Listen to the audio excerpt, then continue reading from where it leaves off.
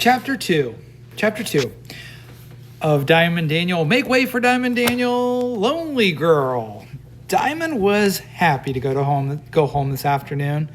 The next day was Saturday, which meant no rude boy and no feeling lonely in the schoolyard.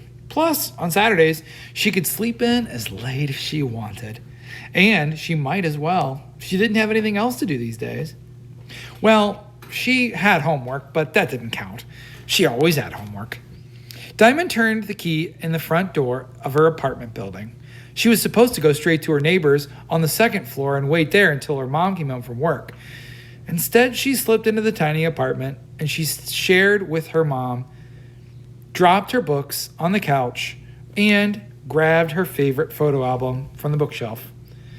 Where is it, she thought Diamond, flipping through the pages. Oh, there!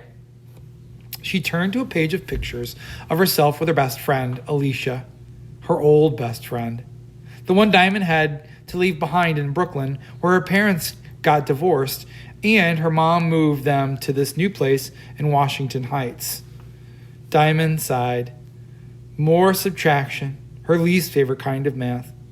In the old days, Alicia had been part of Diamond's cozy foursome. Herself, her mom, her dad, plus Alicia made four. I miss you, Diamond said to the girl in the photo. She missed her dad, too, and their old apartment, where she had her own room.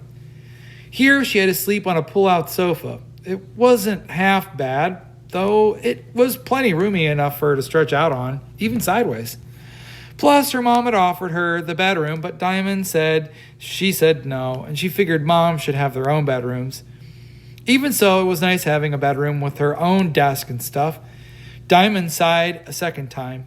Truth is, she missed all kinds of things. Not that her new neighborhood was boring or anything. 147th Street and Amsterdam Avenue was pretty much bursting with life. There was the House of Beauty, where ladies got their hairs curled and colored. There was Hal's Hair Shack, where men went for haircuts. There was a laundromat for folks who didn't have washing machines in their basements, and a bunch of different restaurants. So some sold Chinese takeout, some sold fried chicken, and some sold nothing but barbecue. There was a great candy store, a newspaper stand, and a flower stand. As far as Diamond could see, the neighborhood had just about everything you could ever want. Sure is nothing like the quiet old neighborhood we used to live in, thought Diamond. The Brooklyn brownstones had been nice enough, but they were mostly filled with old people on Diamond's block. This new neighborhood was alive, like Diamond. The avenue was always busy with all kinds of people coming and going.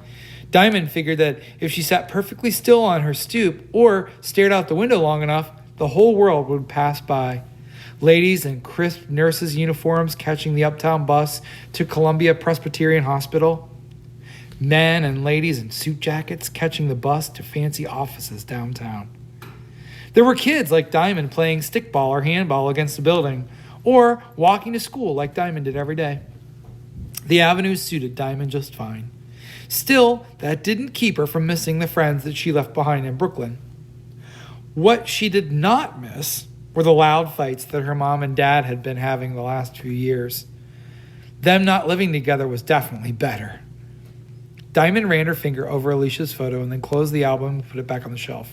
Suddenly, Diamond's shoulders sagged. Saturdays are a waste, thought Diamond. No more treasure hunts with Alicia, no more sleepovers, no more pictures together. Diamond grabbed her books and dragged herself downstairs to her neighbor's apartment to wait for Mom. What's the matter? asked her neighbor, Mrs. King. Nothing, Diamond said with a sigh. Mrs. King patted her on the head like a puppy, the way that she always did. For once, Diamond didn't mind.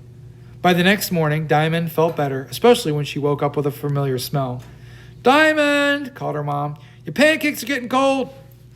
Diamond smiled, and she liked having her mom all to herself on Saturdays.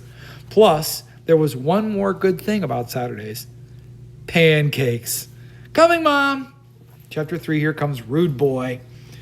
On Monday, Diamond tried to slip out of the house without a jacket. It was the end of September and still warmish. She had on a red t-shirt, jeans, and blue vest with rows of red, white, and blue buttons sewn on the pockets. She called it her independence vest, and she didn't want to cover up with a silly jacket.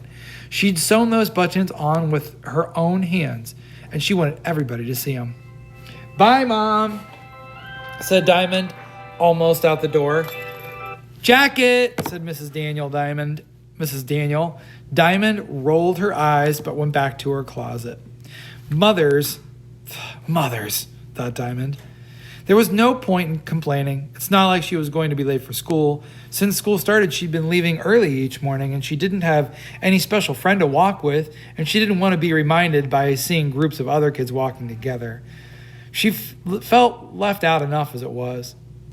Once she got to her homeroom, Diamond read over her homework while she waited for class to start.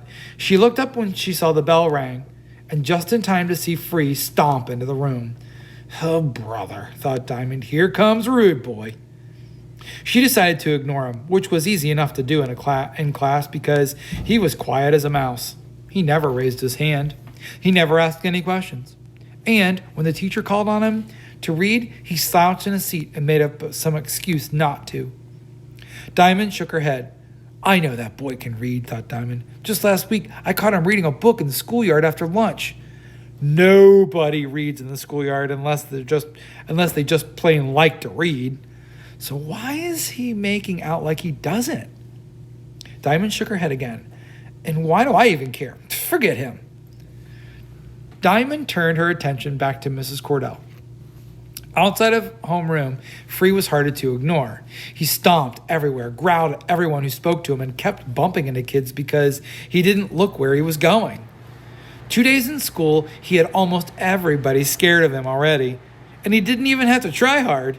He was the tallest kid in 3rd grade, almost as tall as a 6th grader. When you're that big, you don't have to scare somebody. When you're that big, all you have to do to scare somebody is show up and say, "Boo!" Free never said boo, but he looked mad all the time, and that was enough to scare most of the kids. Diamond wouldn't have cared, except Free was being mean to kids who were too little to speak up for themselves. Diamond wanted to do something about it, but she didn't know what. Maybe Mrs. Cordell could help, thought Diamond. One afternoon, she hung around after the last bell so she could talk to her teacher in private. "Mrs. Cordell," said Diamond. "Yes, dear? What's the matter with the new boy, with Free?" "What do you mean, sweetie?" Mrs. Cordell called everybody sweetie. "How come he's mad all the time?" "I don't know, Diamond." "Well, why don't you ask him?" Diamond practically choked at the very thought. "Never mind," muttered Diamond. "I like Mrs. Cordell and all," thought Diamond, "but that's crazy. No way I'm asking Rude Boy anything." Diamond knew that there was something wrong with him, though, and she figured out one of these days she'd find out what. That day came sooner than she expected. Ooh, little cliffhanger there. Chapter 4.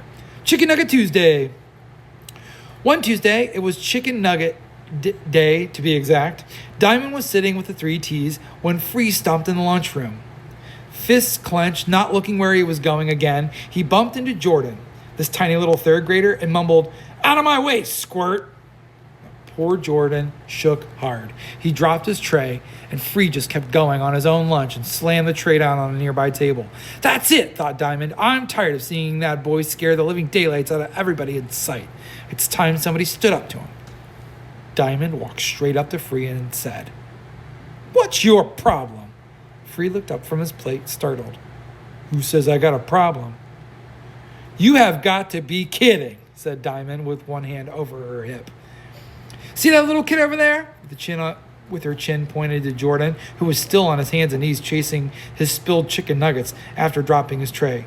"You did that," said Diamond. Free suddenly stopped looking sheepish and mumbled, "Sorry." "Huh," said Diamond. "You should be. Now go tell him." Free thought that she was kidding, but Diamond glared at him, hand on her hip. He could tell that she wasn't going away anytime soon. "Sorry, kid," Free yelled loud enough for Jordan to hear. Only then did Diamond return to her own table. Diamond kept her eye on Free after that. Whenever she caught him growling at somebody, she'd scowl at him. And if she heard him yell at the little kids, she'd step in front of them, cross her bony arms, and stare Free down until he said he was sorry. After a few days of this, Free did his best to stay out of everybody's way, especially Diamond's.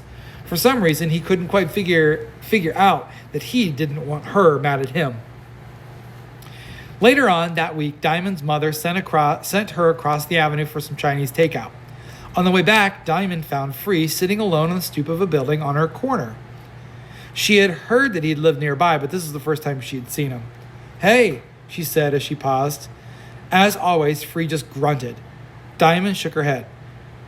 "Now, if you were smart," said Diamond, "you would have said, 'Hey is for horses,' if you were smart." "What's so smart about that?" he shot back. Diamond turned around and walked back to his stoop. There was something bugging this kid, and Diamond was going to find out. Nobody could be that mean all the time for no reason. Could he? And we'll stop right there for chapter